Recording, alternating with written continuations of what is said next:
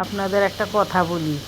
কথাটা হচ্ছে যে বাবার সম্পত্তি, টাকা না, পয়সা না, ব্যাংকের টাকা না, বা জমি জেরাত বাড়ি ঘরও না, এবং কি গরু বাছুর কোনো কিছুই না। বাবার এমন একটা সম্পত্তি আছে যার ওয়ারিশ আমরা সবাই, যারা বাবার সন্তান তারা সবাই। বলেন তো সেই ওয়ারিশটা বাবা শুধু একাই মালিক।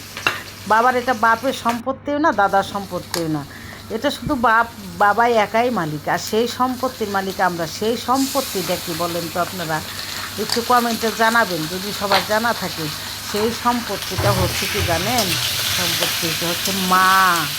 এই মাটা হচ্ছে যার যার মা তার এর আর ভাগ হয় না। যদিও ভাগ দেওয়া হয়, সেই ভাগটা অত কার্যকারী না।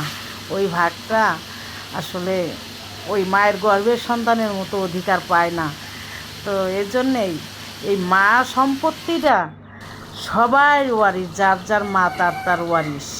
শুধু বাবার দেওয়া উপহার আল্লাহ দিছে, কিন্তু বাবা এনে দিছে মাকে আমাদেরকে, এই আর কি।